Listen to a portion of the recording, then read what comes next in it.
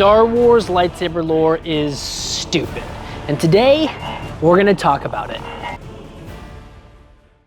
Now, before all of you upset neckbeards come at me in the comments saying you're not a real fan, I have been a Star Wars fan since 1994. Yes, that's a long time ago. Yes, I am old. My mom went out to buy me a toy. I asked her to get me a Spider-Man toy, and she came back with a Darth Vader action figure. And I did the 4-year-old equivalent of, shut up and take my money, and I've been a fan ever since. But that doesn't mean I don't criticize Star Wars. When you love something, you should criticize it, because you always want better of it. So today we are gonna look at the failings of lightsaber lore.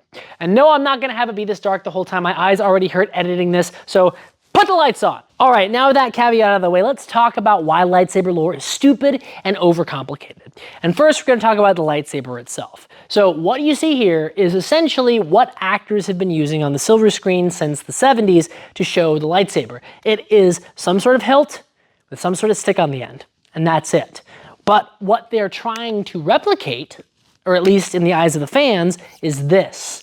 And then I press this button, a cool energy beam comes out the end, and not just a flashlight. So the problem with this is that, well, the beam is weightless. But that's not what this is. And the lore gets complicated here, and in my opinion, stupid. So there's like 6 different versions of the lore, depending on when you're talking about it, which movie, what book, and then the new fandom with all the Disney stuff. So we're gonna go through them, not exhaustively, but kind of touch on all of them. So originally Lucas said the lightsaber was very, very heavy. And he said that it was like 40 pounds when it was being used. Now, because he was trying to replicate Excalibur, you know, this is a pretty common misunderstanding that swords are heavy. This is a 40-pound weight. Now, I'm no slouch, right? Like, I'm not super wimpy, but I would absolutely not be able to fight with this. Originally, Lucas wanted it to be used in 2 hands. Even then, I'm not doing much other than this with it, which was exactly what they did in that film because they were limited. But they weren't limited by the weight of the prop, they were limited by its durability. Originally, the props were, well, it was kind of like a rotor motor in the middle with a wire coming to a battery pack, and then the blade itself was multi-sided with film on it, and it rotated to reflect light back at the camera to try and create an in-camera lightsaber effect. Later, they abandoned this, and that's why the combat gets much more zesty in The Empire Strikes Back and Return of the Jedi. And they go to a more traditional combat. Sir Bob Anderson, the fight choreographer for all of those films, was amazing and did a great job. It's not like the most realistic swordsmanship ever, but it doesn't matter. It's cool, right? Lightsabers are awesome. But this idea that the lightsaber is extremely heavy doesn't really track. It doesn't hold up. They abandoned that pretty quick. I also want to talk about another thing. This has been a pet peeve of mine, this whole idea that like Excalibur, first off, if we're talking about Arthur's sword, what they would have been using is an arming sword. Hold on. I have 2 examples of swords of that. Well, technically this is probably a later period because of, you know, the handle and stuff like that. But this is an arming sword. This kind of sword, or this, which is a quote unquote Viking sword from around that same time period, these would have been what they would have been using, which does not weigh 40 pounds. It weighs maybe a pound and a bit. Another example, a long sword, which we've talked about in this channel before, a long sword weighs maybe 3 pounds. It is not as heavy as 40 pounds, it moves a lot quicker.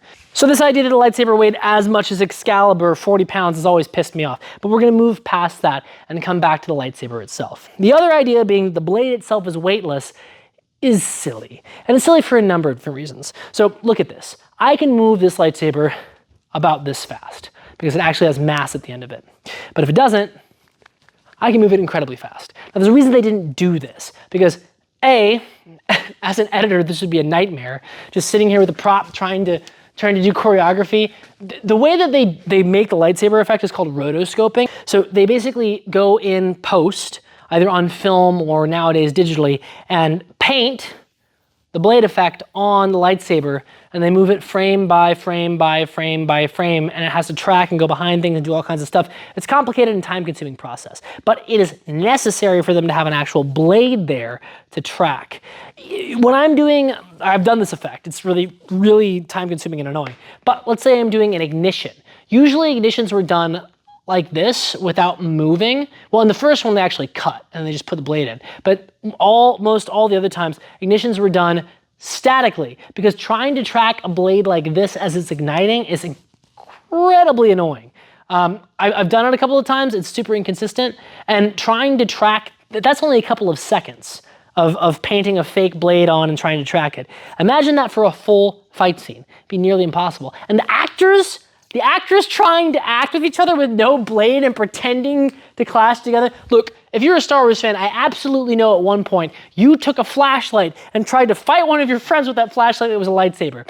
That's what it would have looked like, and no one would have bought those tickets. So that's one of the reasons that this is not weightless, because the prop they're using wasn't weightless. And the lore should complement what happens on screen. It shouldn't go against it. Now, there's other different reasons why they say that the lightsaber functions even though the blade doesn't have weight. One of those being that there's some sort of magnetic, like gyroscopic effect happening and blah, blah, blah, and it creates like resistance. That's not the way that the sword would function. It just wouldn't. It would be something totally different. No matter how you want to science it out, the blade has mass and it moves through space like a sword or a stick would. It's the most logical explanation based on what we see on screen. Now, there's other examples in new canon talking about how you have to bond with the crystal inside to get the lightsaber to blah, blah, blah. The problem with that is that's not what's happened in most of the movies, right? Like, look at the time that Han Solo picked up Luke's lightsaber and just sliced open that tauntaun like it was nobody's business. He didn't bond with it. And there's multiple different times where Jedi pick up other Jedi's lightsabers and continue fighting with them without doing the whole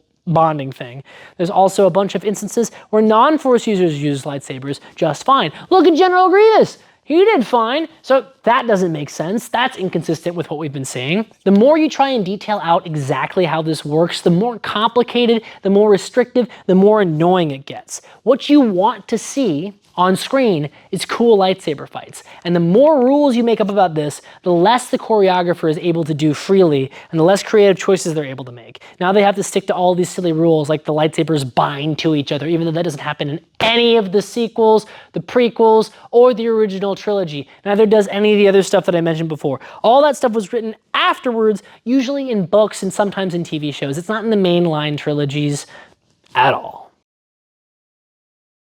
Another bit of lore that I think is overcomplicated and annoying is the lightsaber forms themselves. They were written by people who've never used a sword, a stick, done any kind of martial arts, because they don't make any sense. So if you look at the forms, they've split up basic functions of swordsmanship into different forms that don't intersect. There's too many of them, they're trying to do too much, and basically they become restrictive and kind of silly.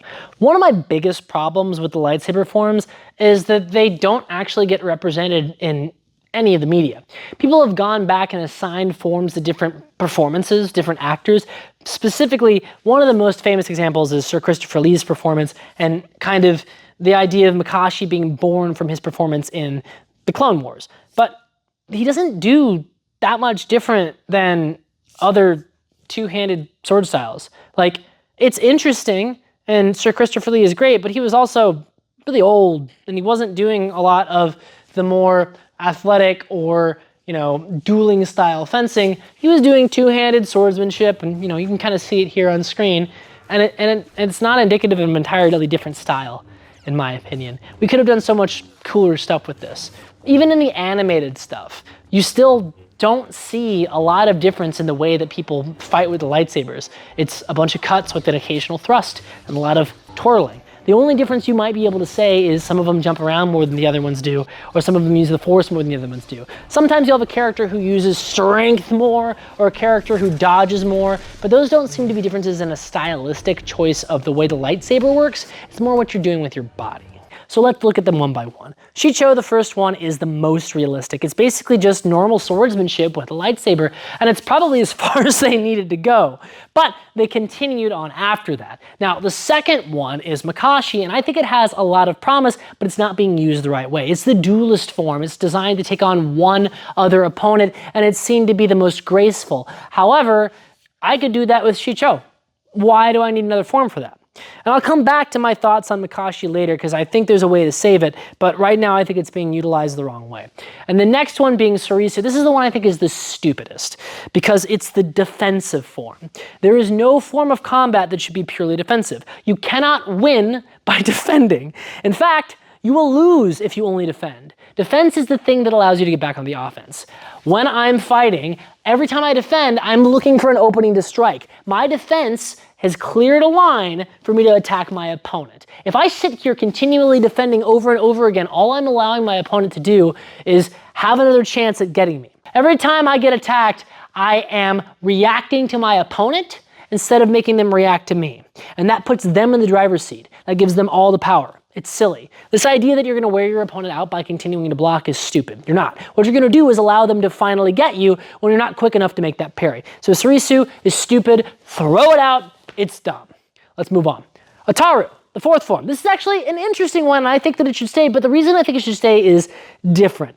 It is additive to the lore. We see people jumping around doing flips all the time in Star Wars. There needs to be something explaining that. So a form dedicated to using the Force to be able to do these incredibly athletic things makes sense. Is it realistic? Absolutely not. If you jumped, you would get killed immediately. The end. That's all. But it's cool. Star Wars isn't about realism. It's about having fun. So it stays. I think it's fine. Form 5 is actually confusing to me because when I read about Form 5 for the first time, it was in the Darth Bane trilogy, and the way that they describe it is this overpowering form where you just crush your enemies, which doesn't really work. It's interesting, but it's kind of RPG thinking where you take one aspect and you assign it to one thing and another aspect and assign it to another thing, and those things can't be together. Kind of like this idea people have that, you know, if you're a small, wiry person, you're fast, and if you're a big, strong person, you're slow but powerful. Have you seen a football player, American football player, run across a field, jump, do anything? They're fast and strong. It's a false dichotomy. And the whole idea of overpowering attacks and stuff like that is kind of a false dichotomy too. You can strong your way into hitting somebody, but if you're fencing a competent opponent, it doesn't matter how hard you hit, it's about structure. So a structured attack is much better than a powerful attack, which is, again, RPG thinking. But in Wikipedia, they actually describe it as being able to transition fluidly between fighting with a person with a lightsaber and defending from incoming blaster bolts, which is interesting. Does it deserve to be an entire form? I don't know. What are the forms? Is it like, do I have to pick one form and that's how I fight? Or is it just like an element of my training? Like, for instance, doing swordsmanship, I train how to fence. I also train how to cut, and I train my footwork. All of those things come together and they create one swordsman. So if that's the way we're looking at it, then yes, it's a very useful skill to have, but having my entire style be, I fight this guy, I block this, I fight it seems kind of silly. But this idea of overpowering strength is another thing that I want to talk about, because that's fencing without feeling, and we call those people buffaloes. Trying to impose and dominate your opponent with pure strength is a surefire way to get killed very easily. If you neglect your defense, if you don't feel your opponent out, if you do not listen, if you do not pay attention, it's very easy for your opponent to counter you and, get you. It happens in fencing all the time. Like I said, we call those people buffaloes. The next one being Nieman. I don't know how to say these names because I've only ever read them as you do. But either way, this form is the cop-out form. It's a little bit of everything form, which is what all fencing should be. You should just be doing that all the time. Just saying. But yeah, so it's the catch-all form. The whatever. So whatever. I think it's superfluous. I don't think we need it. I think it's silly. The next one being Vipad, and the other one Jorio. And Jorio. Listen, I've never heard him said. Oh, he's not a real fan. He hasn't heard them. Anyway, point being, this one's interesting, and it's again because it's not trying to take something like defense and make its own style out of it. It's instead adding something to the lore, and that is using your emotions, which we know in the lore of Star Wars, letting your emotions guide you, letting them fuel you, letting your anger and your hate rule you does give you power in the Star Wars universe. So this form is interesting. It's more of a mindset than it is an actual specific set of moves to do. And I think that's kind of an interesting take on it. I think more of the form should be that, kind of fighting in a certain mindset than it should be, these are the techniques that we use. And there's one more that's for 2 lightsabers, and that actually brings me to what I was talking about earlier with Makashi. The idea that these forms shouldn't be there to section off basic elements of swordsmanship into different forms that don't come together. Instead, they should be looking at different weapons. So we have Shicho, right? Like the one that's the basics, right? That's the basics with this sword. If we're doing a one-handed weapon, now we're doing Makashi because it's the dueling form. Traditionally, dueling weapons usually are one-handed weapons. There is of course dueling with long swords and stuff like that, and there's a katana as well. But let's look at like rapier, small sword, saber. There's a lot of things that are one-handed, and it could be a very interesting difference to swordsmanship if we had Makashi be one-handed dueling weapons. Now you have a very interesting, visually different form. You can easily identify somebody who's using that. Ah, they're using Makashi, as opposed to now where everything's just kind of this jumble of, oh, I think maybe they were using this, but realistically it's the same lightsaber choreography over and over and over again. You know what I'm saying? Because now, if there's a system of lightsaber forms that are instead dedicated to the type of weapon that you have rather than I am defensive, I am offensive, we have a lot more variety. So we have one-handed weapons, we have two lightsabers, we have reverse grip. It's fine. It's space wizards, they can do reverse grip, it's fine. We have, maybe we have great swords, gigantic lightsabers, and it's a lot of spinning and stuff like that. That would be very interesting. We have shorter lightsabers, two of them. Now we're doing Kali and Arnis and things like that. That's its own style.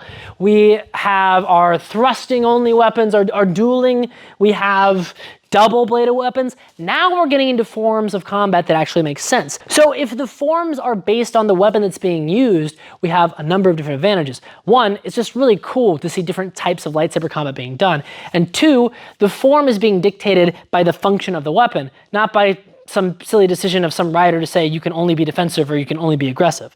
So, you know, like actual swordsmanship, the weapon determines how you fight. And this has been my TED Talk on why the lightsaber lore is stupid. Frankly, it just comes down to it being overcomplicated. I understand that we all love Star Wars and we want to keep creating in the universe and we want everything explained, but people get weird about it, you know? And I don't care that people like these forms and that they like all of this lore and stuff like that. That's not the problem. The problem is you can't enjoy Star Wars anymore the way you want to without somebody in the comments section telling you that you're wrong. And I know I'm gonna get a ton of comments here saying that I'm wrong and that's not the way the lore is, and if you read issue 17 of X magazine and something else like that. But the problem is, like, Star Wars should be fun to be in as a community. It should be a place where we can be creative and make our own stuff and have fun and talk to each other and debate and not get mad at each other. So this is my idea of how the lightsaber lore should be. But it doesn't have to be yours. So before you yell at me, maybe consider shutting up.